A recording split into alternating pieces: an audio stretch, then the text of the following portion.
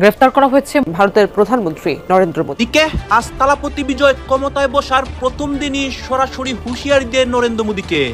তামিলনাড়ুর মুখ্যমন্ত্রী হিসেবে শপথ নিলেন থালাপতি বিজয়। কিন্তু এই শপথ গ্রহণ কি কেবলই একটি রাজ্যের ক্ষমতার পালাবদল, নাকি এটি দিল্লির বুকে বসে থাকা নরেন্দ্র মোদীর গদি উল্টে দেওয়ার এক ভয়ঙ্কর ব্লুপ্রিন্টের প্রথম ধাপ? ভারতে আর কোনো একক ধর্ম থাকছে না। মুখ্যমন্ত্রীর পদে বসে এই বার্তা দিয়েছেন থালাপতি বিজয়, আর এতেই ঘুম হারাম ভারতের কট্টর হিন্দুদের। অবশেষে থালাপতি বিজয়ের মুখ্যমন্ত্রী হওয়ার মধ্য দিয়ে কিন্তু কেরালা অর্থাৎ তামিলনাড়ুতে কিন্তু মোদির সাম্রাজ্য কিন্তু ধ্বংস হয়ে গিয়েছে। মোদির আধিপত্য কিন্তু কেরালাতে শেষ। ঠিক এমন করেই কিন্তু এক এক করেই কিন্তু ভারতের সকল রাজ্যের আধিপত্যই কিন্তু এক একে কিন্তু মোদি হারাবে। হ্যাঁ দর্শক, এটা কিন্তু থালাপতি বিজয়ের কথা। কারণ একটা গণতান্ত্রিক দেশে ধর্ম বিদ্বেষী কথাবার্তা বলে ধর্ম নিয়ে দর্শক ধর্মকে পুঁজি করে যে দেশ চালাতে চায় দর্শক, অন্তত পক্ষে আর কিছু হোক বা না হোক, সে দীর্ঘ সময়ের জন্য ক্ষমতায় টিকে থাকতে পারবে না, এটাই কিন্তু চিরসত্য। নিজের জয়ের পর কিন্তু ঠিক এভাবেই কিন্তু নরেন্দ্র মোদীর বিরুদ্ধে কিন্তু যুদ্ধ ঘোষণা করেছে সুপারস্টার থালাপতি বিজয়। অন্যদিকে সবচাইতে বড় প্লাস পয়েন্ট থালাপতি বিজয়ের জন্য সেটা হলো কংগ্রেসের সঙ্গে কিন্তু ইতিমধ্যে কিন্তু হাত মিলিয়ে ফেলেছে থালাপতি বিজয়। আর হিসাব করতে গেলে এখন কিন্তু থালাপতি বিজয়ের 2 হাত এখন 4 হাতে পরিণত হয়েছে। আর অন্যদিকে কিন্তু মোদির ঘুম কিন্তু একেবারে হারাম হয়ে গিয়েছে। হ্যাঁ সম্মানিত প্রিয় দর্শক, মোদির বিরুদ্ধে কি কি প্রক্রিয়াতে যুদ্ধ ঘোষণা করেছে থালাপতি বিজয় দর্শক, সেটার বিস্তারিত নিয়ে আমরা খুবই গুরুত্বপূর্ণ একটি রিপোর্ট সাজিয়েছি আপনাদের জন্য, যেটার কিছুটা অংশ বিশেষ কিন্তু আপনারা ভিডিও শুরুতে দেখতে পেয়েছেন। এবার দেখবেন বিস্তারিত। তবে তার জন্য আপনাকে ধৈর্য ধরে সম্পূর্ণ ভিডিওটি কিন্তু শেষ পর্যন্ত কন্টিনিউ করতে হবে সম্পূর্ণ বিষয়টি বোঝার জন্য। তাই দর্শক আপনার কাছে এতটুকুই অনুরোধ থাকবে, ভিডিওতে একটি লাইক দিয়ে চ্যানেলটি অবশ্যই সাবস্ক্রাইব করে বেল আইকনটি অন করে দিবেন। তাহলে চলুন সম্মানিত প্রিয় দর্শক, আগে আপনাকে সেই মূল রিপোর্টটি দেখিয়ে নিয়ে আসি, তারপর আরো আলোচনা করব বিষয়টি নিয়ে। রূপনী পর্দার কোনো মেগাহিট সিনেমার চিত্রনাট্যকেও যেন হার মানাচ্ছে দক্ষিণের রাজনীতির বাস্তব ময়দান। সিনেমায় যে নায়ককে আমরা দেখেছি একাই 100 হয়ে ক্ষমতাবানদের দাম্ভিকতা চূর্ণ করতে, আজ তিনি বাস্তবের মাটিতে দাঁড়িয়ে তামিলনাড়ুর মসনদ দখল করেছেন। আজ রবিবার 10 মে 2026 তামিলনাড়ুর মুখ্যমন্ত্রী হিসেবে শপথ নিলেন থালাপতি বিজয়। কিন্তু এই শপথ গ্রহণ কি কেবলই একটি রাজ্যের ক্ষমতার পালাবদল, নাকি এটি দিল্লির বুকে বসে থাকা নরেন্দ্র মোদীর গদি উল্টে দেওয়ার এক ভয়ঙ্কর ব্লুপ্রিন্টের প্রথম ধাপ? রাজনৈতিক মহলে এখন কান পাতলেই শোনা যাচ্ছে এক রোমহর্ষক কানাঘুষা। তামিলনাড়ু তো স্রেফ একটা ট্রেইলার। থালাপতি বিজয়ের আসল লক্ষ্য হল সোজা দিল্লির মসনদ। সিনেমার অ্যাকশন হিরোর মতোই এবার তিনি গোটা ভারতের নেতৃত্ব দেওয়ার এক মেগা মাস্টার প্ল্যান নিয়ে মাঠে নেমেছেন। থালাপতি বিজয়ের আসল নাম জোসেফ বিজয় চন্দ্রশেখর। মাত্র 2 বছর আগে 2024 সালের ফেব্রুয়ারিতে তিনি তামিলাগা ভেত্রী কাজাগাম নামে নিজের রাজনৈতিক দল গঠন করেছিলেন। আর তার দল টিভিকে আজ 234 আসনের তামিলনাড়ু বিধানসভায় আসন লাভ করেছে 107টি। শরিকদের নিয়ে সেই ম্যাজিক ফিগার পেরিয়ে আজ তিনি মুখ্যমন্ত্রীর চেয়ারে। এই জয় কোনো সাধারণ জয় নয়, এটি তামিল রাজনীতির এক 49 বছরের পুরনো ইতিহাস ভেঙে চুরমার করে দেওয়ার জয়। সেই 1977 সালে MG রামচন্দ্রন চলচ্চিত্র জগৎ থেকে এসে সরাসরি নিজের শক্তিতে তামিলনাড়ুর মুখ্যমন্ত্রী হয়েছিলেন। 1987 সালে মৃত্যুর আগ পর্যন্ত তিনি ছিলেন একচ্ছত্র অধিপতি। MGR এর পর জয়ললিতার মতো মেগা স্টার মুখ্যমন্ত্রী হলেও তিনি নতুন দল গড়েননি, বরং MGR এর গড়া AIADMK এর উত্তরাধিকার হয়েছিলেন। রজনীকান্ত বা কমল হাসানের মতো সুপারস্টাররা রাজনীতিতে এসেও যা করতে পারেননি, বিজয় আজ সেটাই করে দেখালেন। কোনো পূর্বসূরির কাঁধে ভর না করে সম্পূর্ণ নিজের হাতে গড়া দল নিয়ে মাত্র 2 বছরের ব্যবধানে তিনি তামিলনাড়ুর মুখ্যমন্ত্রী হলেন। অনেকেই ভাবছেন বিজয়ের এই উত্থান হয়তো রাতারাতি কোনো ম্যাজিক, কিন্তু না, এটি এক সুদীর্ঘ 15 বছরের নিখুঁত, শীতল এবং সুপরিকল্পিত মাস্টার প্ল্যান। আগের অভিনেতাদের মতো তিনি অভিনয় জগৎকে আঁকড়ে ধরে রাজনীতির ময়দানে শখের বশে নামেন। 2009 সাল থেকেই তিনি তার ছড়িয়ে ছিটিয়ে থাকা ফ্যান ক্লাবগুলোকে বিজয় মাক্কাল ইয়াক্কাম নামে একটি নির্দিষ্ট ছাতার নিচে নিয়ে আসেন। শুরুতে এটি ছিল শুধু সমাজসেবা ও জনকল্যাণমূলক সংগঠন। শিক্ষা সামগ্রী বিলি, বিপদে মানুষের পাশে দাঁড়ানো, এসবের মধ্য দিয়ে তারা তৃণমূল পর্যায়ে এক বিশাল নেটওয়ার্ক তৈরি করে ফেলে। 2011 সালে এই সংগঠন AIADMK জোটকে সমর্থন দিয়ে বিজয় প্রথম তার ভোট ব্যাংকের ক্ষমতা পরীক্ষা করেন। এরপর আসে 2019 সাল, যখন পুরো ভারত কাঁপছে নাগরিকত্ব সংশোধনী আইন বা CAA নিয়ে। তখন বিজয় পর্দার হিরো থেকে বাস্তবের প্রতিবাদী কণ্ঠস্বর হয়ে ওঠে। 2024 সালে টিভিকে গঠনের পর বিজয় এক ঐতিহাসিক সিদ্ধান্ত নেন। তিনি ঘোষণা দেন 3 দশকের অভিনয় জীবন এবং 70টি সিনেমার বর্ণাঢ্য কেরিয়ার তিনি চিরতরে ছেড়ে দিচ্ছেন। তিনি বুঝিয়ে দেন রাজনীতি তার কাছে কোনো পার্ট টাইম শখ নয়, এটি একটি পূর্ণাঙ্গ যুদ্ধ। কিন্তু বিজয়ের কি এখানেই শেষ? একদমই না। তামিলনাড়ুর মুখ্যমন্ত্রী হওয়া তার চূড়ান্ত লক্ষ্য নয়। ইনসাইডার রিপোর্ট বলছে বস 2 এর মতোই এবার রাজ্য পাড়ি দিয়ে সোজা ভারতের কেন্দ্র দিল্লির নেতৃত্ব দেওয়ার এক মেগা প্রস্তুতি নিচ্ছেন বিজয় থালাপতি।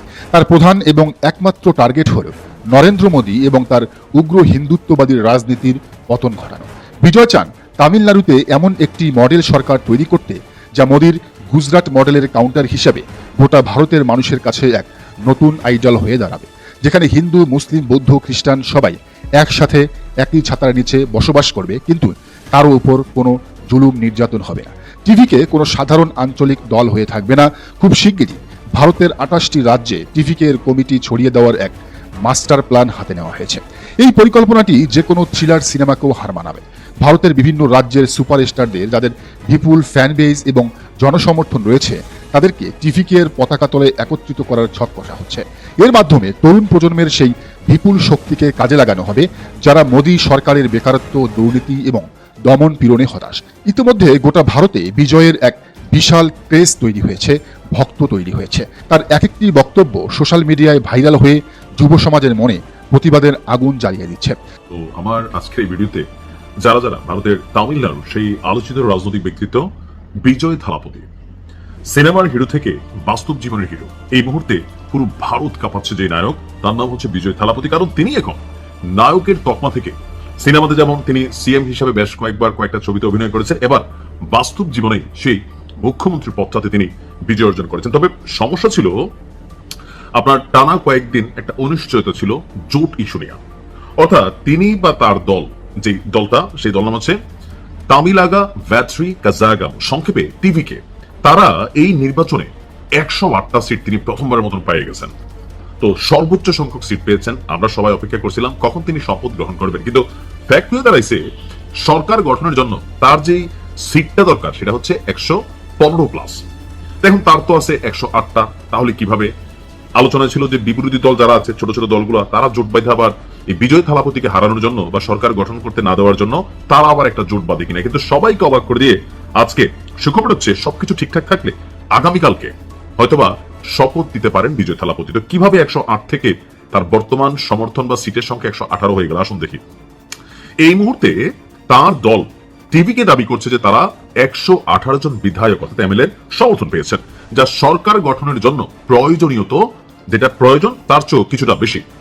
ভারতীয় গণমাধ্যম এনডিটিভি বলছে যে মানে আজকে অর্থাৎ শুক্রবার 8ই মে সন্ধ্যায় তামিলনাড়ুর গভর্নর আরভি আর্লেকারের সঙ্গে একটা বৈঠক করেছেন তিনি, এবং তিনি সেখানে সরকার গঠনের জন্য দাবি জানিয়েছেন। সবকিছু ঠিকঠাক থাকলে আগামীকাল তার শপথ হতে পারে, যদিও গভর্নর ভবন থেকে এখন আনুষ্ঠানিকভাবে কোনো মন্তব্য করা হয়নি। তো কিভাবে 118টাতে তিনি আপনার মানে শপথ নেওয়ার সুযোগ হয়ে গেল, 108টায় না কেন? টোটাল এই বিধানসভা নির্বাচনে সিট সংখ্যা ছিল 234টা। তাহলে যে সরকার গঠন করতে হবে 234 দুই ভাগ দিলে কত আসে? 117। অর্থাৎ যে 118 পাবে সেই কিন্তু সরকার গঠন করতে পারবে। তো তিনি পাইছিলেন প্রথমে 108টা, এখন 10টা কিভাবে মিলে এলো আসুন দেখি। কারণ যখন তিনি দেখলেন যে 108টা সিট পাওয়ার পরেও তার দল সরকার গঠন করতে বিপাকে পড়েছে, তখন মিত্র যারা মানে আগের যে সরকার ছিল ডিএমকে দীর্ঘদিনের মিত্র কংগ্রেস, তারা প্রথমে আপনার সমর্থন দিয়েছিল, তবে শর্ত ছিল টিভিকে যেন বিজেপি বা সাম্প্রদায়িক শক্তির সঙ্গে কোনো জোট না করে। অর্থাৎ এই কংগ্রেসের 5 জন বিধায়ক তারা জোট দিয়ে ফেললেন টিভিকে এর সাথে, হয়ে গেল কত? 113। তাও তো হচ্ছে না ভাই। এখন করলো কি? এরপর আলোচনা শুরু করেছে তারা ভিসিকে, আরেকটা দল সিপিআই এবং সিপিএম এর সঙ্গে। তো আজকে দুপুরে একাধিক বৈঠকের পর এইসব দলও বিজয়কে সমর্থন দিতে আপনার তারা কি বলে যে সম্মত হয়েছে। তো 3 দলের মোট 6 জন বিধায়ক সমর্থন মেলায় প্রয়োজনীয় সংখ্যা পূরণ করে দিয়েছে, অর্থাৎ 118-19 হয়ে গেছে। এছাড়া ইন্ডিয়ান ইউনিয়ন মুসলিম লীগের একজন এবং টিটিভি দিনাকরণের এমকের একমাত্র বিধায়কও বিজয়ের পক্ষে আসার সম্ভাবনা চাইছে। তো সূত্র বলছে যে সবকিছু মিলিয়ে আপনার এখন এই মুহূর্তে বিজয় থালাপতি ইনশাল্লাহ সরকার গঠন করতে যাচ্ছে, আর আগামীকালকে হয়তো শপথ হতে পারে গভর্নর ভবন থেকে। আপনার আমার ধারণা যে এটা কালকেই এটার আনুষ্ঠানিকতা কমপ্লিট হয়ে যাবে। তো বিজয়ের জন্য আমরা চাই সিনেমাতে তিনি যেমন হিরোইজম দেখিয়েছেন, তিনি যেমন দেখিয়েছেন কিভাবে একটা রাষ্ট্রকে দুর্নীতিমুক্ত করা যায়, আসলে বাস্তবে এটা অনেক কঠিন, কারণ আপনি একা ভালো হইলে একটা সিস্টেম ভালো হয়ে যাবে এটার কোনো আশা করার সুযোগ নেই। আসলে যে কোনো দেশ আমরা যেমন ভাবি যে একটা সরকার আসলে কেন রাষ্ট্রের পরিবর্তন হচ্ছে না, কেমনে হবে ভাই? সরকার তো একমাত্র তারেক জিয়া না, সরকার একমাত্র শেখ হাসিনা ছিলেন না। এখন এই যে যারা সরকার প্রধান থাকেন, এই যে পরিবারের প্রধান হিসাবে দল, একটা পরিবারের সন্তান, নাতি পতি, ধরেন দাদার বয়স হচ্ছে 90, তো এই ওনার 4-5 ছেলে ছিল, মেয়ের ঘরের নাতি, ছেলের ঘরের নাতি, নাতির ঘরের পতি, এরা যেই একটা ভালো কাজ করে দাদার নামটা প্রশংসা হয়, খারাপ কাজ করলে অমুকের নাতি তমুকের পুত হিসাবে বদনামটা আসে। তো একজন বিজয় থালাপতি, আমি জানি না কতটা মানে আসলে তিনি স্বচ্ছভাবে এই রাষ্ট্রকে বিনির্মাণ করতে পারবে তার তামিলনাড়ুকে, কারণ এখানে সুবিধাভোগী একটা বড় অংশ আছে না, আছে তো প্রত্যেক সরকারের মধ্যেই। আমাদের বাংলাদেশেও জনাব তারেক রহমানের যে ভিশনারি প্ল্যান, পজিটিভ, অনেক কিছু পজিটিভ আছে, কিন্তু বাস্তবায়নের জন্য একদম রোড পর্যায়ে, গ্রাম পর্যায়ে, বিভিন্ন জায়গায় ছড়িয়ে ছিটিয়ে থাকা বিএনপির অসংখ্য নেতাকর্মী বা জামাতের অসংখ্য নেতাকর্মী বা আওয়ামী লীগের সময় সাবেক আওয়ামী লীগের নেতাকর্মীরা ভালো কাজ করে শেখ হাসিনা প্রশংসিত হয়েছে, খারাপ কাজে কি হয়েছে? সরকার পতন হয়েছে।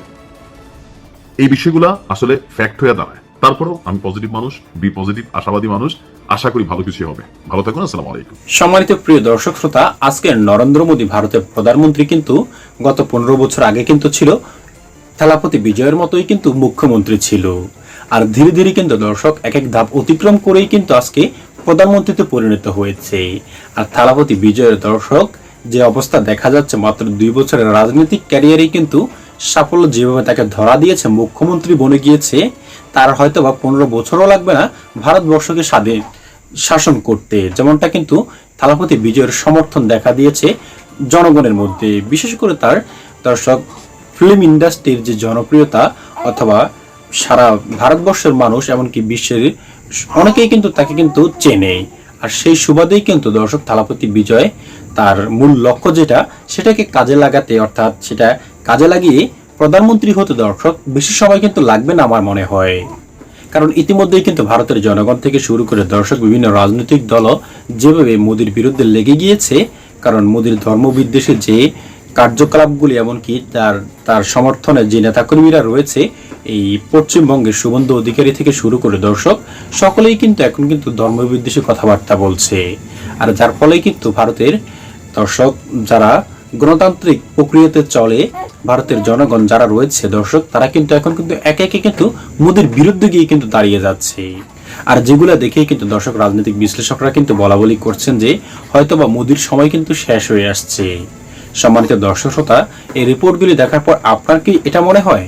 দর্শক অবশ্যই লিখবেন আমাদের কমেন্ট বক্সে, কারণ আপনাদের এই মতামতটুকু আমাদের কাছে এতটাই গুরুত্বপূর্ণ যে পরবর্তীতে আপডেটগুলি আপনাদের কাছে পৌঁছে দেওয়ার জন্য কিন্তু আমাদেরকে অনেকটাই কিন্তু অনুপ্রাণিত করবে আপনার এই একটি কমেন্টে।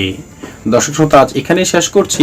যাওয়ার আগে আপনার কাছে ছোট্ট করে একটি অনুরোধ, আপনি যদি আমাদের চ্যানেলের নতুন দর্শক হয়ে থাকেন, আশা করি অবশ্যই চ্যানেলটি সাবস্ক্রাইব করে বেল আইকনটি অন করে দিয়ে যাবেন। আজ এখানে শেষ করছি, ভালো থাকবেন সকলেই।